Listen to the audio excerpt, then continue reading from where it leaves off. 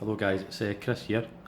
This is my first ever unboxing video, so we'll just dive straight into it. What I have here are a little something I decided to treat myself to.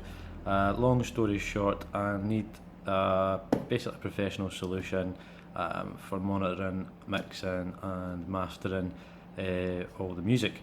So of course the previous methods I've been using, i.e. the shitty headphones I had, just didn't do the trick, and I was fighting a losing battle trying to get the perfect sound. So after a long and arduous search across all sorts of different musical review sites, I plonked for these, and they are the K271 MKIIs by AKG, and of course anyone who's into music production knows that AKG are one of the top companies up there who manufacture really shit hot studio equipment. So things like, you know, monitor speakers, headphones, microphones, the full works. So obviously these came highly recommended. So we'll just crack the box open and see what's inside. Of course, AKG, very minimalistic packaging. So we have here the actual headphones themselves, and yeah, they look good. We'll take them out of the bag in a wee second. Let's put that to the side. In here we have a 1/4" jack adapter, which would be good for let the camera focus, which would be absolutely fine for live applications as well. If you choose to listen through an amplifier, if you're playing guitar through an amplifier, that'd be fine. What else do we have here? We have what looks to be just a standard connection, 3.5mm to, what the hell is that? Oh, I think that's mini XLR. I'll need to double check, but I believe they actually connect into the headphone here, and again you have this other end to connect to, as I said, whatever speakers, input, outputs you want, and again you've got that 4.5mm jack for that bit of extra flexibility, so that's magic.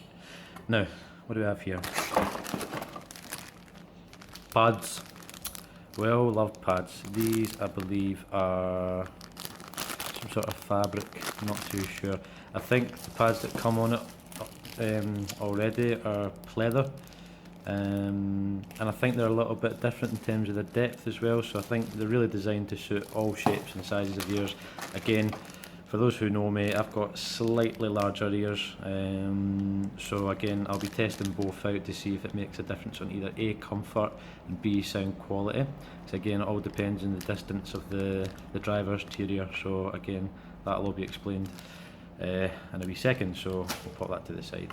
I've got a wee triangle thing, probably sip my coffee on that, and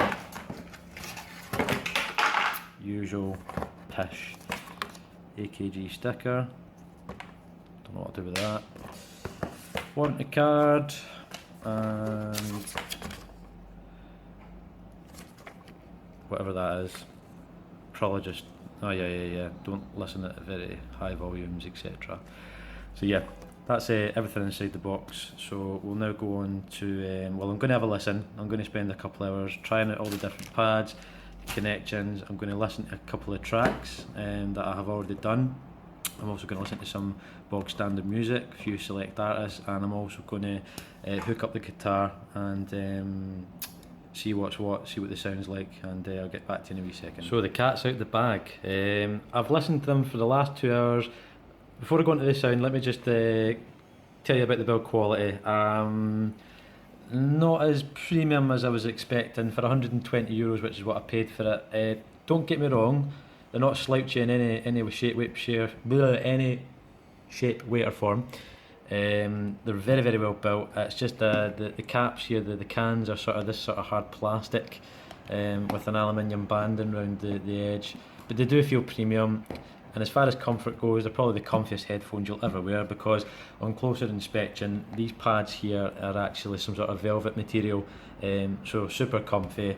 It's like having a nice soft breast on each ear, which everyone loves.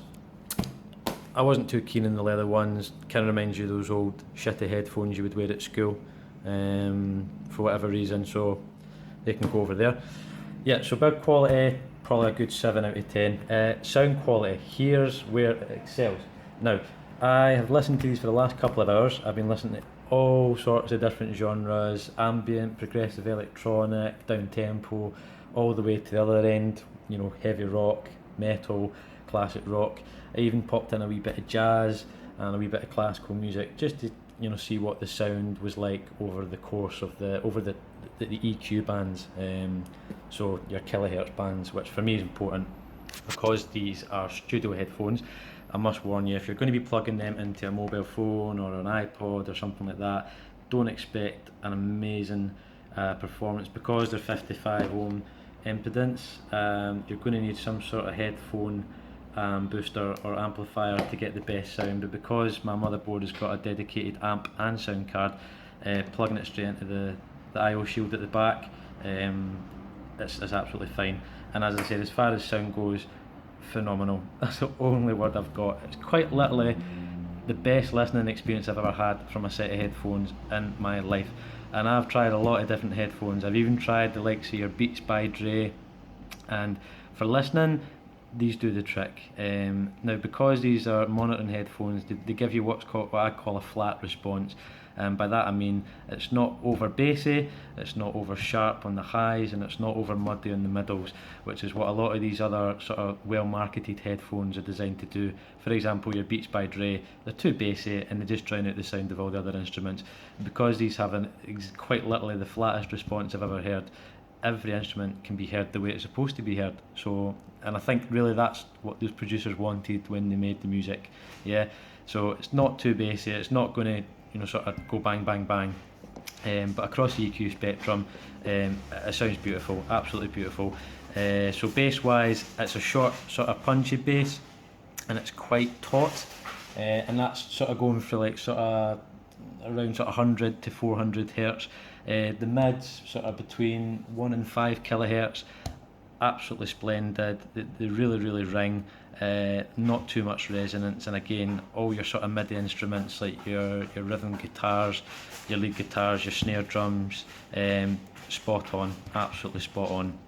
And then obviously going up to sort of 7 to 10 kilohertz, your highs, again, really well articulated highs. I can't really describe how nice they sound. They've got this sort of sheen to them. So things like your hi-hats, cymbals, your sort of high-end picking on the electric guitar, your sort of high-pitched voices, really well articulated through these headphones. And because across the spectrum it's flat, it brings everything together. And the best way to describe it when you're listening really to anything is like sort of having somebody put a pillow sack over your head and just filling it with music. Oh, it's quite hard to describe.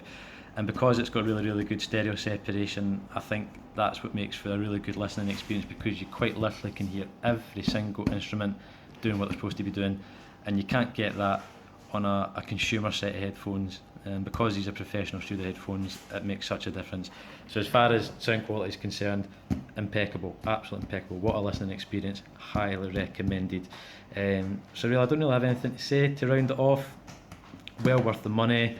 I did record some guitar as well, and again, really articulated sound. It's going to be brilliant for mixing and mastering, so that's going to help me improve my productions. And yeah, thanks for listening to rabble shite about these headphones.